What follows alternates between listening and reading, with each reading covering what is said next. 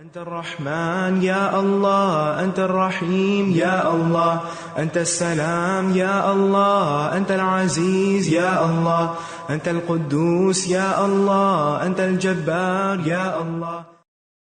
ولله الأسماء الحسنى فادعوه بها. نحمده ونصلي على رسوله الكريم، أما بعد، فأعوذ بالله من الشيطان الرجيم. بسم الله الرحمن الرحيم. رب اشرح لي صدري ويسر لي أمري واحلل عقدة من لساني يفقهوا قولي. ناظرین، پروگرام اللہ کے خوبصورت نام کے ساتھ آپ کی خدمت میں حاضر ہے. آج ہم انشاءاللہ اللہ سبحانہ وتعالی کے نام الولی پر بات کریں گے. ولی کا معنی ہوتا ہے دوست، مددگار، ناصر، رفیق، پشت پناہ، مشکل وقت میں کام آنے والا. اللہ سبحانہ وتعالی اپنے دوستوں کا مددگار ہے اور ہر جگہ، ہر موقع پر، ہر وقت، ہر طرح سے کام آنے والا ہے. انسان کے لیے اس سے بڑی خوش قسمتی کی بات کوئی نہیں ہو سکتی کہ اس کا دوست اللہ ہو، اس کا مددگار اللہ ہو اور وہ اللہ سبحانہ تعالیٰ کی سرپرستی میں ہو، اور جب مشکل پیش آئے تو اسی کی پشت پناہی اس کو حاصل ہو. لیکن یہ کیسے ہوتا ہے؟ اس کے لیے ہمیں قرآن و سنت سے رہنمائی کی ضرورت ہے. تو آئیے ہم دیکھتے ہیں کہ اللہ سبحانہ تعالیٰ کس طرح اپنے بندوں کا دوست ہے. اسے بندوں کی دوستی کی ضرورت نہیں، وہ ہر چیز سے بے نیاز ہے، لیکن یہ بندوں کے لیے ایک بہت بڑے شرف کی بات ہے کہ اللہ سبحانہ وتعالی انہیں اپنی رحمت سے نوازتا ہے. قرآن مجید میں اللہ تعالیٰ فرماتے ہیں، الم تعلم ان اللہ لہ ملک السماوات والارض وما لکم من دون اللہ من ولی ولا نصیر. کیا آپ یہ نہیں جانتے کہ آسمانوں اور زمین کی فرما روائی اللہ ہی کے لیے ہے؟ یعنی ہر چیز کا مالک وہ ہے اور ہر چیز پر اسی کا حکم چلتا ہے. اور یہ کہ اللہ کے سوا تمہارا کوئی سرپرست اور مددگار نہیں، یعنی اگر وہ تمہاری مدد نہ کرے تو کوئی اور تمہاری مدد کر نہیں سکتا. تو اس سے یہ پتہ چلتا ہے کہ حقیقی دوست اور سرپرست دراصل اللہ سبحانہ تعالیٰ ہی ہے.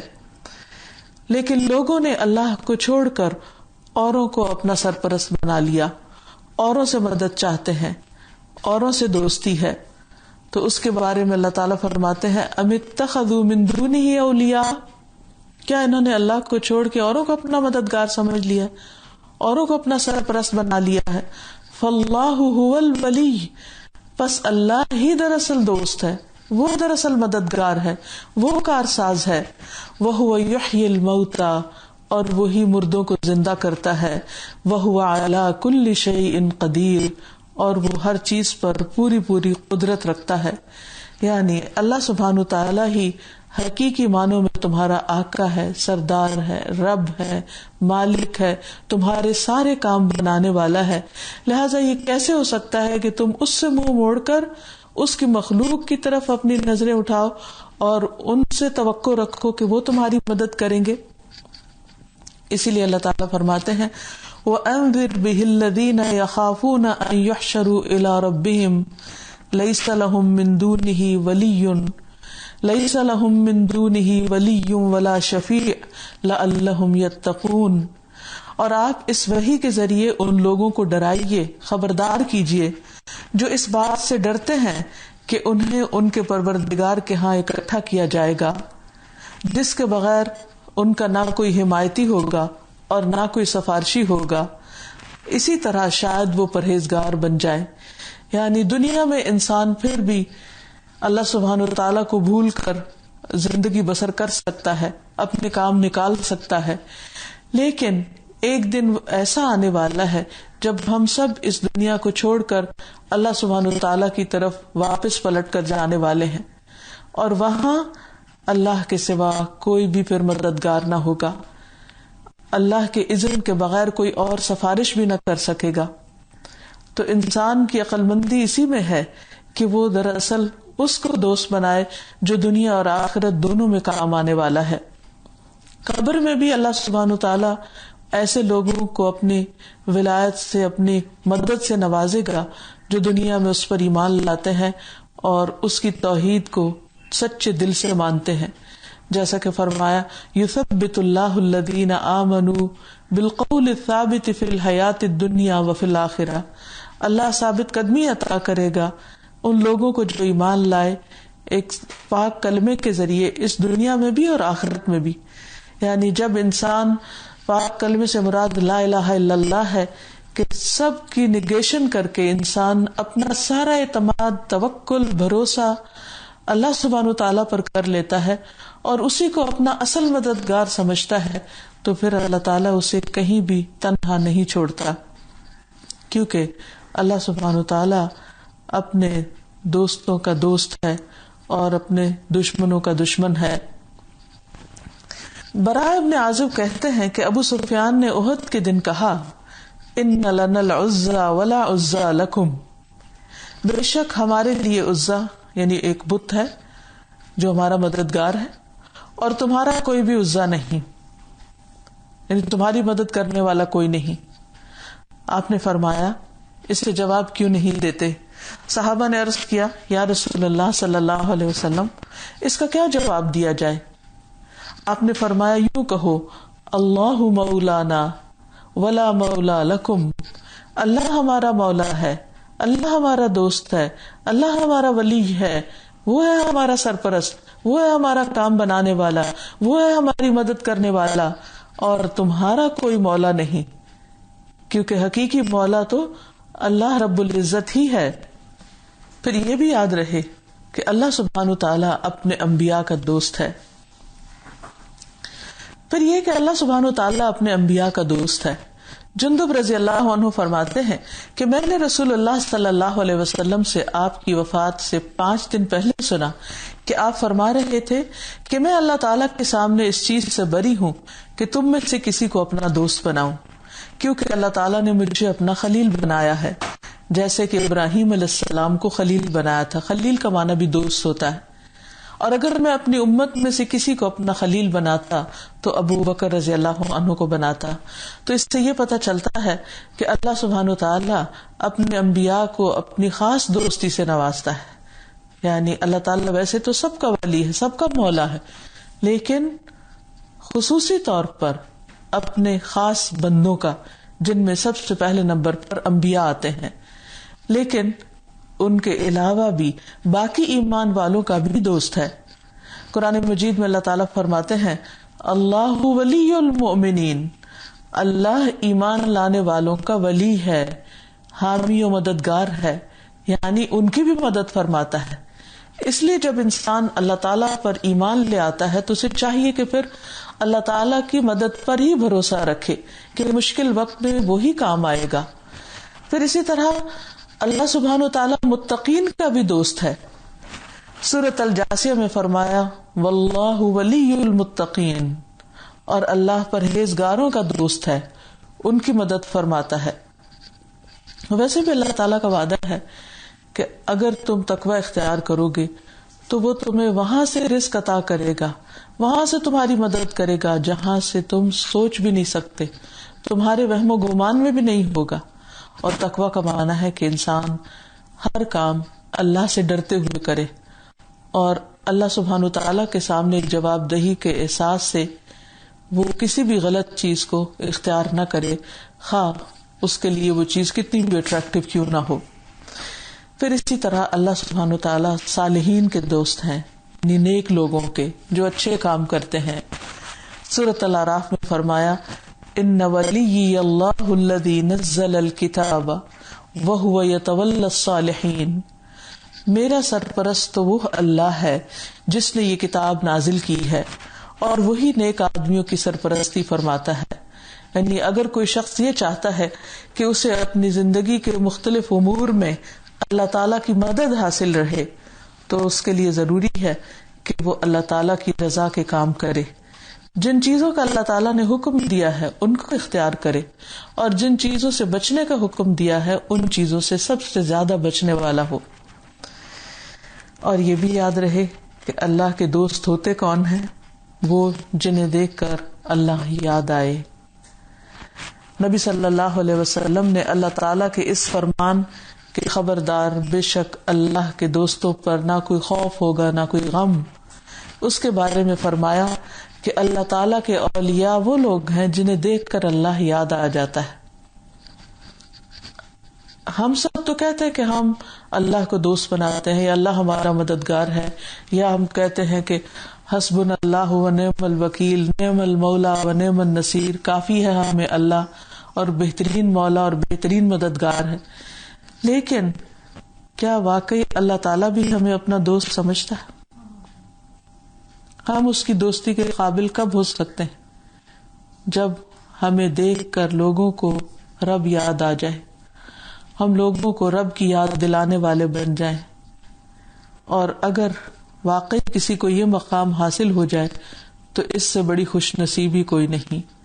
دنیا میں آپ دیکھیے کہ جب کسی انسان کی دنیاوی اعتبار سے کسی بڑے انسان سے دوستی ہو جاتی ہے تو وہ اپنے آپ کو بہت خوش قسمت سمجھتا ہے، اور دوسرے لوگ بھی اس کے اس تعلق پر رشک کرتے ہیں۔ لیکن دنیا میں سب انسان فانی، ان کے پاس جو کچھ ہے وہ سب ختم ہونے والا ہے۔ اللہ سبحانہ و تعالیٰ نے ہمیں پیدا کیا اور وہی ہر چیز کا مالک ہے، اور یہ پوری کائنات اس کی ملکیت ہے۔ تو اگر کسی کی اللہ سبحانہ و تعالیٰ سے دوستی ہو جاتی ہے، اللہ تعالیٰ اس کو اپنا دوست بنا لیتا ہے، تو اس سے بڑی خوش قسمتی کی بات کوئی ہو نہیں سکتی، کیونکہ پھر اس کے بعد انسان کے لیے فائدے ہی فائدے ہیں۔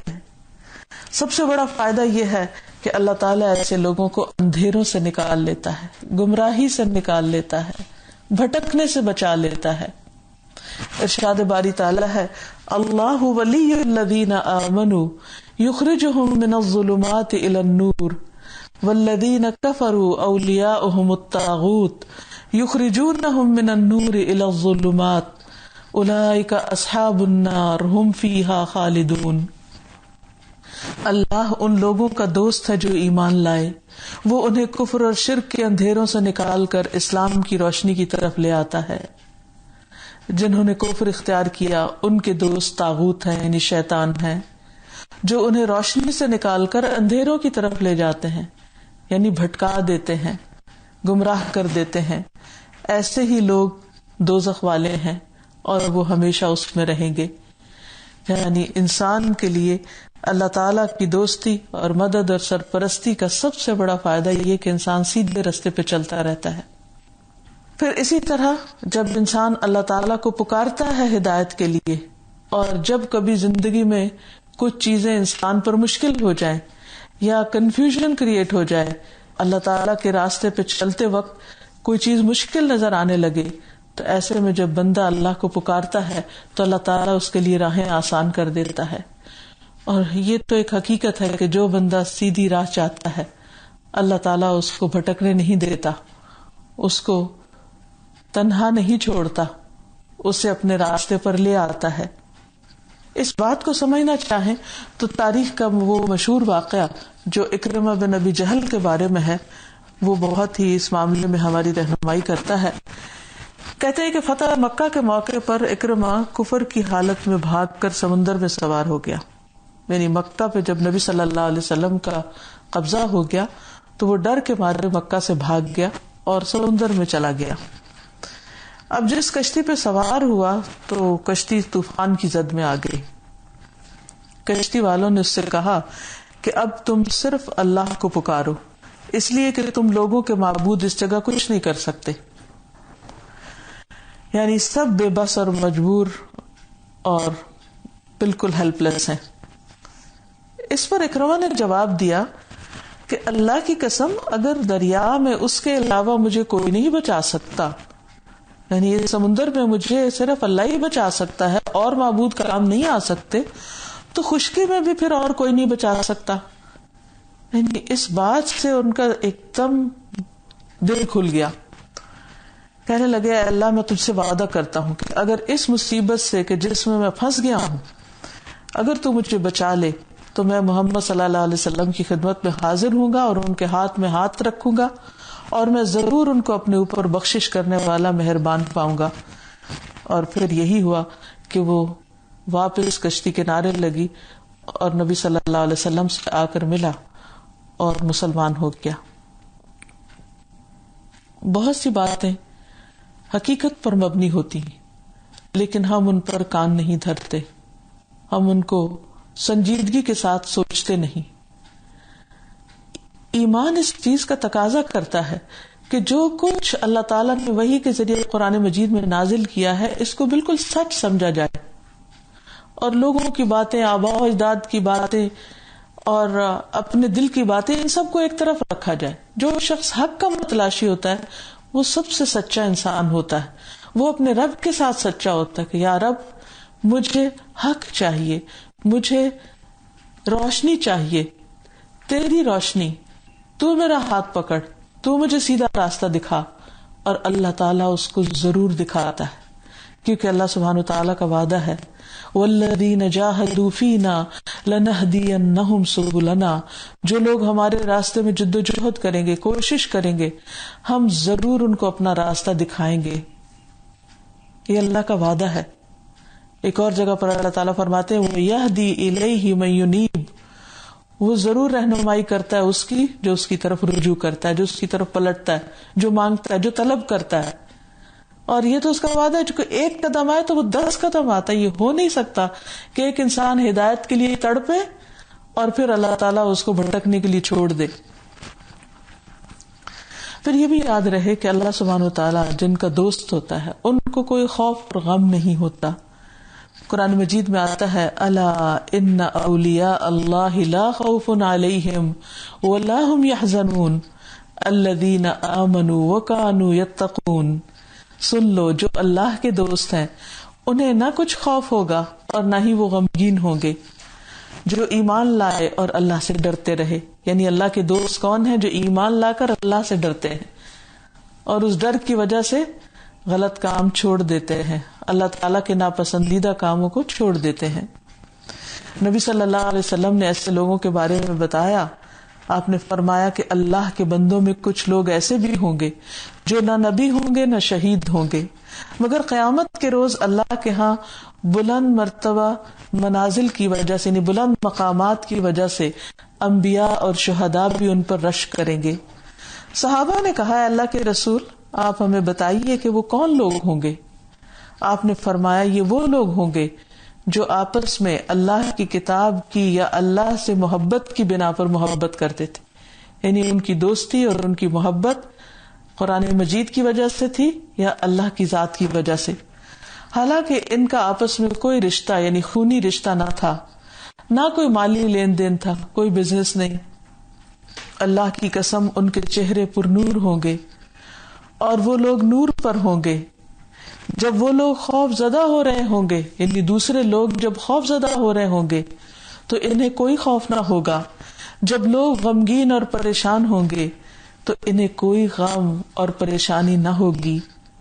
پھر آپ صلی اللہ علیہ وسلم نے اس آیت کی تلاوت فرمائی الا ان اولیاء اللہ لا خوف علیہم ولا هم يحزنون. خبردار سن لو، بے شک اللہ کے دوستوں کو نہ کوئی خوف ہوگا اور نہ وہ غمگین ہوں گے.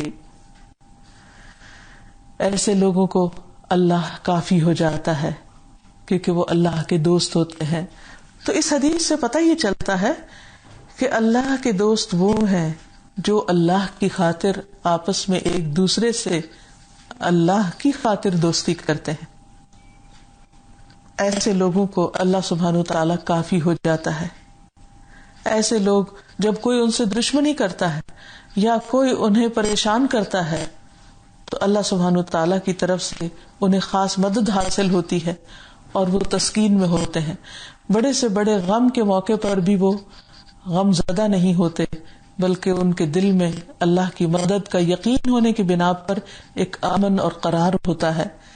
اسی لیے اللہ تعالیٰ فرماتے ہیں واللہ اعلم باعدائکم، تسلی رکھو اللہ کو تمہارے دشمنوں کا خوب پتہ ہے. وکفی باللہ ولیا، اللہ کا دوست ہونا کافی ہے. وکفی باللہ نصیرا، اور اللہ کا مددگار ہونا بھی کافی ہے. تو جس شخص کو یہ یقین ہو کہ میرا کوئی دوست ہے، سرپرست ہے، مددگار ہے اور وہ سب سے زیادہ طاقتور ہے، پھر اسے خوف اور غم کیوں ہوگا؟ کہ ضرورت یہ ہے کہ ہم اللہ کو اپنا دوست بنا لیں. اللہ سبحانہ وتعالیٰ ایسے لوگوں کو مایوسی سے بھی بچاتا ہے. فرمایا وَهُوَ الَّذِي يُنَزِّلُ الْغَيْثَ مِن بَعْدِ مَا قَنَطُوا وَيَنشُرُ رَحْمَتَهُ وَهُوَ الْوَلِيُّ الْحَمِيدُ. وہی تو ہے جو لوگوں کے مایوس ہونے کے بعد بارش برساتا ہے اور اپنی رحمت عام کر دیتا ہے، اور وہی دوست ہے حمد کے لائق، یعنی اللہ رب العزت. یعنی حالات جب ایسے ہو جاتے ہیں، جب ہر طرف ایک پریشانی اور مایوسی سی پھیلی بھی ہوتی ہے، تو اللہ کے بندے اللہ پر ایمان لانے کی وجہ سے اطمینان میں رہتے ہیں، اور اللہ تعالیٰ ان کے ظاہری حالات کو بھی درست فرما دیتا ہے، مشکلات میں ان کی مدد فرماتا ہے. جابر رضی اللہ عنہ نے بیان کیا کہ ان کے والد شہید ہو گئے تھے، یعنی جنگ احد میں، اور وہ مکروز تھے. وہ کہتے ہیں کہ میں نبی صلی اللہ علیہ وسلم کی خدمت میں حاضر ہوا اور میں نے عرض کیا کہ میرے والد اپنے اوپر قرض چھوڑ گئے ہیں. ادھر میرے پاس سوائے اس پیداوار کے جو کھجوروں سے ہوگی اور کچھ بھی نہیں، اور اگر اس پیداوار سے قرض اتاروں تو اس کی پیداوار سے تو برسوں میں قرض ادا نہیں ہو سکتا، اس لیے آپ میرے ساتھ تشریف لے چلیے تاکہ قرض خواہ آپ کو دیکھ کر مجھ سے بدزبانی نہ کریں. آپ تشریف لائے لیکن وہ قرض خواہ نہیں مانے، تو آپ کھجوروں کے ڈھیر میں سے ایک کے چاروں طرف چلے اور دعا کی، یعنی نبی صلی اللہ علیہ وسلم نے. اسی طرح دوسرے ڈھیر کے آس پاس بھی چلے اور دعا کی. پھر اس کے بعد آپ اس کے پاس بیٹھ گئے اور فرمایا کھجوریں نکال کر دینا شروع کرو. اور جب حضرت جابر نے وہ کھجوریں دی تو سارا قرض ادا ہو گیا، اور پھر بھی کھجوریں بچ گئیں جتنی دی گئی تھی. یہ خاص مدد تھی اللہ کے دوست کے لیے اللہ سبحانہ تعالیٰ کی طرف سے. ایک حقیقت ہے کہ بہت دفعہ اللہ سبحانہ تعالیٰ بندے کے تھوڑے مال میں بھی بہت برکت ڈال دیتا ہے اور مشکلات میں اس کا ساتھ دیتا ہے، اور مشکل ترین حالات میں بھی ان کو مطمئن کر دیتا ہے. اللہ سبحانہ تعالیٰ اپنے دوستوں کو مشکل سے مشکل حالات میں بھی مطمئن رکھتا ہے، اور اس کی مثال صلح حدیبیہ ہے. اس موقع پر حضرت عمر کہتے ہیں کہ میں نے رسول اللہ صلی اللہ علیہ وسلم کے پاس آ کر عرض کیا کہ کیا آپ اللہ کے سچے نبی نہیں؟ آپ نے فرمایا کیوں نہیں، میں ضرور سچا نبی ہوں. میں نے عرض کیا کیا ہم حق پر اور ہمارا دشمن باطل پر نہیں؟ آپ نے فرمایا کیوں نہیں، تم حق پر ہو. میں نے عرض کیا پھر ہم اپنے دین میں کیوں نرمی برتیں؟ آپ نے فرمایا میں اللہ کا رسول ہوں اور اس کی نافرمانی نہیں کرتا، یعنی اللہ کا حکم ایسا ہی ہے. وَهُوَ ناصری، اور وہ میرا مددگار ہے. کس قدر مطمئن تھے آپ، حالانکہ جو معاہدے کی شرائط تھی وہ بظاہر مسلمانوں کے خلاف جا رہی تھی. میں نے عرض کیا کیا آپ نے ہم سے یہ نہیں کہا تھا کہ ہم کعبہ جائیں گے اور اس کا طواف کریں گے؟ آپ نے فرمایا کیا میں نے یہ کہا تھا کہ تم اسی سال کعبہ جاؤ گے اور طواف کرو گے؟ میں نے کہا نہیں. تو آپ نے فرمایا کہ تم کعبہ میں جاؤ گے اور اس کا طواف کرو گے. عمر کہتے ہیں کہ پھر میں آپ کے پاس سے ابو بکر کے پاس گیا اور ابو بکر سے یہ ساری باتیں دہرائیں اور کہا کہ کیا محمد اللہ کے سچے نبی نہیں؟ انہوں نے کہا کیوں نہیں، بے شک وہ اللہ کے رسول ہیں. میں نے کہا کیا ہم حق پر اور دشمن باطل پر نہیں؟ انہوں نے کہا یہ بات درست ہے. پھر کہا کیوں ہم اپنے دین کے بارے میں دبتے ہیں، یعنی ایسی شرائط پر کیوں صلاح کی ہے ہم نے؟ تو ابو بکر نے کہا عمر بے شک یہ اللہ کے رسول ہیں اور وہ اپنے پروردگار کی نافرمانی نہیں کرتے، یعنی بالکل وہی جواب تھا جو نبی صلی اللہ علیہ وسلم کا تھا.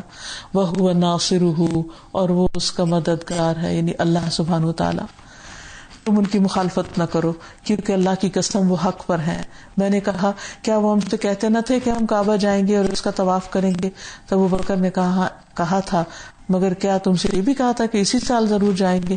میں نے کہا یہ تو نہیں کہا تھا. تو ابو بکر نے کہا کہ پھر تم کعبہ ضرور جاؤ گے اور اس کا طواف بھی کرو گے. تو اس سے پتہ یہ چلتا ہے کہ ایسے حالات میں جبکہ اکثر لوگ بے چینی کا شکار تھے، اللہ کے رسول صلی اللہ علیہ وسلم اور حضرت ابو بکر بالکل مطمئن تھے کہ جو فیصلہ ہوا ہے بظاہر اس میں شکست نظر آ رہی ہے، لیکن اللہ کی مدد سے یہ بھی مسلمانوں کے حق میں بہترین ہوگا. اور واقعی وقت نے ثابت کر دکھایا کہ وہ فیصلہ بہترین فیصلہ تھا ہر اعتبار سے. اور اللہ سبحانہ تعالیٰ نے فوراً یہ سورت فتح نازل کی اور فرمایا انا فتحنا لک فتحا مبینا، ہم نے آپ کو یقیناً کھلی فتح عطا کر دی. یعنی بظاہر معاہدے میں فتح نظر نہیں آ رہی تھی، لیکن اللہ سبحانہ وتعالی اس کو فتح مبین قرار دے رہے تھے. تو یہ ایک تسلی تھی، ایک خوشخبری تھی عین غم کے وقت.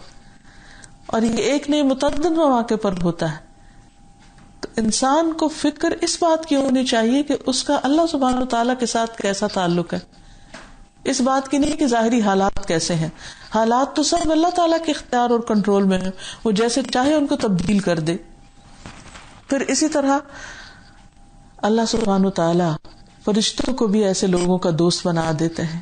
ان الذین قالوا ربنا اللہ ثم استقاموا تتنزل علیہم الملائکۃ الا تخافوا ولا تحزنوا وابشروا بالجنۃ التی کنتم توعدون نحن اولیاؤکم فی الحیاۃ الدنیا.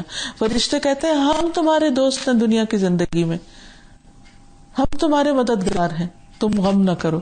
اور ہم دیکھتے ہیں کہ جنگ بدر میں اور دیگر مواقع پر کس طرح اللہ تعالیٰ نے فرشتے بھیج کر اہل ایمان کی مدد کی. پھر جو شخص اللہ کا دوست بن جاتا ہے اللہ تعالیٰ اس کو رسوا نہیں کرتا، جیسے کہ دعائے قنوت میں آتا ہے وَإِنَّهُ لَا يَذِلُّ مَن وَالَيْتَ وَلَا يَعِزُّ مَنْ عَادَيْتَ. جسے تو دوست رکھے وہ ذلیل نہیں ہو سکتا، اور جس سے تو دشمنی رکھے وہ عزت نہیں پا سکتا. اللہ تعالیٰ ایسا دوست ہے جو دنیا میں بھی دوست ہے اور آخرت میں بھی دوست. نبی صلی اللہ علیہ وسلم نے فرمایا 3 چیزیں ایسی ہیں جن پر میں قسم کھا سکتا ہوں. ایک تو یہ کہ اللہ تعالیٰ اس شخص کو جس کا اسلام میں کوئی حصہ ہو اس کی طرح نہیں کرے گا جس کا کوئی حصہ نہ ہو. اور اسلام کا حصہ 3 چیزیں ہیں، نماز، روزہ اور زکوٰۃ. دوسرے یہ کہ اللہ تعالیٰ دنیا میں جس بندے کا سرپرست بن جائے قیامت کے دن اسے کسی اور کے حوالے نہیں کرے گا. اور تیسرے یہ کہ جو شخص کسی قوم سے محبت کرتا ہے اللہ اسے انہی میں شمار کرتا ہے، یعنی جو جس سے محبت کرے گا اسی کے ساتھ ہوگا. اللہ سبحانہ تعالیٰ کے پاس 100 رحمتیں ہیں، ایک دنیا میں بھیجی ہے اس نے اور 99 آخرت کے لیے رکھی ہیں، اور یہ اپنے اولیاء کے لیے اس نے رکھی ہیں، اور ان کے ساتھ اس دنیا کی رحمت کو بھی ڈال کر پوری 100 کر دے گا. اور اپنے دوستوں پر اس کی قیامت کے دن 100% رحمتیں ہوں گی، انہیں کسی قسم کا غم اور خوف نہ ہوگا. تو یاد رکھیے کہ جہاں اللہ سبحانہ وتعالی کچھ بندوں کو اپنا دوست بناتے ہیں، اسی طرح کچھ بندوں کو اب کچھ بندوں سے دشمنی بھی رکھتے ہیں. تو اللہ تعالیٰ ہمیں اس سے محفوظ رکھے. وہ کون بد نصیب ہیں کہ جن سے اللہ دشمنی رکھتا ہے، وہ اللہ اور اس کے دوستوں کے دشمن ہیں. قرآن پاک میں آتا ہے قل من كان عدوا لجبريل فإنه نزله على قلبك بإذن الله مصدقا لما بين يديه وهدى وبشرى للمؤمنين من كان عدوا لله وملائكته ورسله وجبريل وميكال فإن الله عدو للكافرين. کہہ دیجئے جو کوئی جبریل کا دشمن ہو تو بے شک اس نے یہ کتاب تیرے دل پر اللہ کے حکم سے اتاری ہے، اس کی تصدیق کرنے والی ہے جو اس سے پہلے ہے، اور مومنوں کے لیے سراسر ہدایت اور خوشخبری ہے. جو کوئی اللہ اور اس کے فرشتوں اور اس کے رسولوں اور جبرائیل اور میکائیل کا دشمن ہو تو بے شک اللہ کافروں کا دشمن ہے. رسول اللہ صلی اللہ علیہ وسلم نے یہ بھی فرمایا، اللہ تعالیٰ فرماتا ہے کہ جس نے میرے کسی ولی سے دشمنی کی، یعنی میرے دوست سے دشمنی کی، اسے میری طرف سے اعلان جنگ ہے، یعنی پھر اللہ تعالیٰ اس سے خود اس کا بدلہ لے لے گا. پھر اسی طرح اللہ سبحانہ تعالیٰ جھگڑالو لوگوں کو پسند نہیں کرتا، ان سے دشمنی رکھتا ہے، ناپسند کرتا ہے ان کو. نبی صلی اللہ علیہ وسلم نے فرمایا اللہ تعالیٰ کے ہاں سب سے زیادہ ناپسندیدہ آدمی وہ ہے جو سخت جھگڑالو ہو. یہاں یہ بات بھی یاد رہے کہ اللہ سبحانہ تعالیٰ کی اس صفت پر ایمان لا کر، اس کا یقین کر کے اور اس کو سمجھ کر انسان کی زندگی میں پھر اللہ تعالیٰ کی پسند کے مطابق تبدیلی بھی آنی چاہیے. وہ کیا؟ سب سے پہلے کہ انسان اللہ کو دوست بنائے. اصل دوستی اور محبت سب سے بڑھ کر اللہ سبحانہ وتعالی سے ہی ہو. حضرت عبداللہ سے مروی ہے رسول اللہ صلی اللہ علیہ وسلم نے فرمایا اگر میں کسی کو دوست بناتا تو ابو قحافہ کے بیٹے یعنی ابو بکر کو بناتا، جان لو کہ تمہارا ساتھی یعنی محمد اللہ کا دوست ہے. پھر اسی طرح اللہ سبحانہ تعالیٰ کے علاوہ کسی اور کو اپنا ولی نہیں بنانا چاہیے، کسی اور سے مدد نہیں مانگنی چاہیے، کیونکہ اللہ سبحانہ تعالیٰ کے علاوہ دوسروں پر بھروسہ کرنا شرک میں شمار ہو جاتا ہے. فرمایا قل اغیر اللہ اتخذ ولیا فاطر السماوات والارض وهو يطعم ولا يطعم قل اغیر اللہ اتخذ ولیا فاطر السماوات والارض وهو يطعم ولا يطعم. آپ ان سے کہیے کیا میں اللہ کو چھوڑ کر کسی اور کو سرپرست بناؤں جس نے آسمان و زمین کو پیدا کیا ہے اور سب کو کھانا کھلاتا ہے اور کسی سے کھانا لیتا نہیں ہے. یعنی اللہ سبحانہ تعالیٰ ہی اصل مددگار ہے اور اسی کو ہی اپنا مددگار سمجھنا چاہیے اور اپنی ساری دعائیں، حاجات، تمنائیں اسی کے سامنے رکھنی چاہیے. پھر یہ کہ اللہ تعالیٰ کی دوستی پانے کے لیے، اللہ تعالیٰ کی مدد اور حمایت حاصل کرنے کے لیے انسان کو اللہ تعالیٰ کے احکامات پر عمل کرنا چاہیے. اللہ کا سچا ولی وہ ہوتا ہے جو مسلسل اللہ کو راضی کرنے کی کوشش میں ہو اور اللہ تعالیٰ کی نافرمانی نہ کرے. وہ اپنے دل، زبان، اپنے باقی اعضاء کے ساتھ اللہ تعالیٰ کی اطاعت کے کام کرے. اللہ تعالیٰ فرماتے ہیں انما ولیکم اللہ ورسولہ والذین آمنوا الذین یقیمون الصلاة ویؤتون الزکاة وهم راکعون ومن یتول اللہ ورسولہ والذین آمنوا فإن حزب اللہ هم الغالبون. تمہارے دوست صرف اللہ اور اس کا رسول اور وہ لوگ ہیں جو ایمان لائے ہیں. کون ہے وہ ایمان والے؟ جو نماز قائم کرتے ہیں، زکوٰۃ دیتے ہیں اور وہ جھکنے والے ہیں یعنی رکوع کرنے والے ہیں. اور جو کوئی اللہ اور اس کے رسول کو اور ان لوگوں کو دوست بنائے جو ایمان لائے ہیں تو یقیناً اللہ کا گروہ ہی وہ لوگ ہیں جو غالب ہیں، یعنی الٹیمیٹلی سکسیس انہی کے لیے ہے.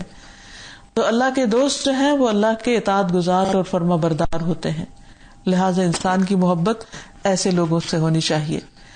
پھر یہ کہ انسان کو فرائض کی ادائیگی بہت پابندی کے ساتھ کرنی چاہیے، فرائض کی بہت فکر ہونی چاہیے. حدیث میں آتا ہے کہ میرا بندہ جن جن عبادتوں سے میرا قرب حاصل کرتا ہے اور کوئی عبادت مجھ کو اس سے زیادہ پسند نہیں جو میں نے اس پر فرض کی ہے، یعنی فرائض، نماز، روزہ، حج، زکوٰۃ جو فرائض ہیں ان کی ادائیگی اللہ تعالیٰ کو سب سے زیادہ محبوب ہے. اور پھر بندہ فرائض ادا کرنے کے بعد نفل عبادتیں کر کے مجھ سے اتنا قریب ہو جاتا ہے کہ میں اس سے محبت کرنے لگتا ہوں. یعنی اللہ کی محبت حاصل کرنے کا ذریعہ فرائض کی ادائیگی کے ساتھ ساتھ نوافل کی ادائیگی بھی ہے.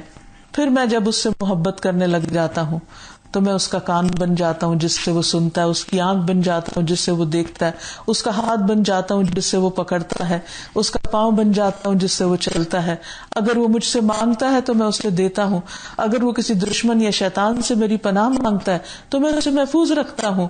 اور میں جو کام کرنا چاہتا ہوں اس میں مجھے اتنا تردد نہیں ہوتا جتنا اپنے مومن بندے کی جان نکالنے میں ہوتا ہے. وہ موت کو پسند نہیں کرتا اور مجھے بھی اسے تکلیف دینا برا لگتا ہے. دیکھیے کہ اللہ سبحانہ وتعالیٰ کی محبت جس کو حاصل ہو جائے پھر اس کے کیا کہنے. اور اس کے لیے فرائض اور نوافل کی ادائیگی ضروری ہے. پھر اس کے ساتھ ساتھ حرام کاموں سے بچنا ضروری ہے. نبی صلی اللہ علیہ وسلم نے فرمایا حرام کاموں سے بچو تم سب سے بڑے عبادت گزار بن جاؤ گے. پھر ساری زندگی اللہ کے لیے وقف کرنا، اللہ ہی کی اطاعت میں گزارنا، جیسے قل ان صلاتی و نسکی و محیای و مماتی للہ رب العالمین. کہہ دیجئے بے شک میری نماز اور میری قربانی، میرا جینا اور میرا مرنا سب کچھ اللہ رب العالمین کے لیے ہے. ایسا شخص جو اللہ کا دوست ہوتا ہے یا اللہ کو اپنا دوست بنانا چاہتا ہے وہ ہر کام میں اللہ کی رضا کو سب سے پہلے رکھتا ہے کہ میرے اس عمل سے اللہ راضی بھی ہے یا نہیں. وَمِنَ النَّاسِ مَن يَشْرِي نَفْسَهُ ابْتِغَاءَ مَرْضَاتِ اللَّهِ وَاللَّهُ رَءُوفٌ بِالْعِبَادِ. اور لوگوں میں سے کوئی ایسا ہے جو اللہ کی رضامندی تلاش کرنے کے لیے اپنی جان بیچ ڈالتا ہے. اللہ بندوں پر بے حد نرمی کرنے والا ہے، یعنی اللہ کی رضا کی خاطر وہ اپنی جان کی بھی پرواہ نہیں کرتا. پھر اسی طرح ایسا شخص لوگوں سے آگے بڑھ کر ملتا ہے، سلام کرنے میں پہل کرتا ہے، اس کے اندر کوئی غرور اور تکبر نہیں ہوتا. نبی صلی اللہ علیہ وسلم نے فرمایا لوگوں میں اللہ کے نزدیک سب سے زیادہ وہ شخص قریب ہے جو سلام کرنے میں پہل کرتا ہے، یعنی لوگوں کی کیئر کرنے والا، پھر نیک اعمال کرنے والا. فرمایا لہم دار السلام عند ربہم وہو ولیہم بما کانوا یعملون، ایسے لوگوں کے لیے ان کے پروردگار کے ہاں سلامتی کا گھر ہے، اور ان کے نیک اعمال کرنے کی وجہ سے وہ ان کا سرپرست ہے. اور پھر انسان کو ہر مشکل میں اللہ ہی کو پکارنا چاہیے. پھر جن لوگوں سے انسان دوستی کرے وہ بھی سوچ سمجھ کے کرنی چاہیے، کیونکہ انسان اپنے دوست کے دین پر ہوتا ہے. آپ نے فرمایا کہ تمہیں چاہیے کہ غور کرو کس سے دوستی کر رہے ہو. انسان ایمان والوں کو دوست بناتا ہے، نیک لوگوں کو دوست بناتا ہے، کیونکہ دوستوں کی صحبت میں انسان کے ایمان میں اضافہ ہوتا ہے. وہ اللہ کے دوستوں سے جڑ کر رہتا ہے، وہ تقوی والوں سے دلی تعلق رکھتا ہے، کیونکہ اسے معلوم ہے قیامت کے دن سب دوستیاں دشمنیوں میں بدل جائیں گی سوائے اس کے جو تقوی پر بیسڈ ہوں. الاخلاء یومئذ بعضهم لبعض عدو الا المتقین، اس دن متقین کے علاوہ سب دوست ایک دوسرے کے دشمن بن جائیں گے. پھر اسی طرح انسان کو نیک لوگوں سے بغض نہیں رکھنا چاہیے اور برے لوگوں کی دوستی سے بچ کر رہنا چاہیے، اور اللہ کے دشمنوں سے دشمنی رکھنی چاہیے. اللہ کے دشمنوں کو دوست نہیں بنانا چاہیے، کیونکہ ایسے لوگ اللہ سبحانہ و تعالیٰ کے ناپسندیدہ ہیں، اللہ تعالیٰ کا ان پر غصہ ہے. پھر دین کو کھیل اور تماشا بنانے والوں سے دوستی نہیں رکھنی چاہیے، کیونکہ اللہ تعالیٰ نے صاف طور پر منع کیا ہے قرآن مجید میں اس سے. کیونکہ اگر انسان ایسے لوگوں سے دوستی رکھتا ہے تو پھر وہ بھی ان کے ساتھ مل کر دین کا مذاق اڑانے لگتا ہے. اور آخر میں اللہ سبحانہ تعالیٰ سے اس نام کے ساتھ دعا بھی کرنی چاہیے. قرآن مجید میں آتا ہے انت ولینا فاغفر لنا وارحمنا وانت خیر الغافرین، تو ہی ہمارا سرپرست ہے، تو ہی ہمارا دوست ہے، لہذا تو ہمیں معاف کر دے اور ہم پر رحم فرما، اور تو ہی سب سے بڑھ کر معاف فرمانے والا ہے. یوسف علیہ السلام جن کو اللہ تعالیٰ نے دنیا کی ہر نعمت عطا کر دی تھی، وفات کے وقت کیا کہتے ہیں؟ فاطر السماوات والارض انت ولی فی الدنیا والآخرہ توفنی مسلما والحقنی بالصالحین. زمین و آسمان کے پیدا کرنے والے، تو ہی دنیا اور آخرت میں میرا دوست ہے، مجھے اسلام کی حالت میں موت دینا اور مجھے صالحین کے ساتھ ملا دینا. اور پھر انسان اللہ تعالیٰ سے اس راہ پر ثابت قدمی کی دعا کرے. اللہ تعالیٰ سے دعا ہے کہ وہ ہمیں اپنی ولایت نصیب فرمائے. وآخر دعوانا ان الحمد للہ رب العالمین. السلام علیکم ورحمۃ اللہ وبرکاتہ. أنت القاهر يا الله، أنت الحسيب يا الله، أنت الشافي يا الله، أنت المبين يا الله، أنت الوكيل يا الله، أنت القيوم يا الله، أنت المتين يا الله، أنت السبوح يا الله. لا إله إلا الله محمد رسول الله، لا إله إلا الله محمد رسول الله.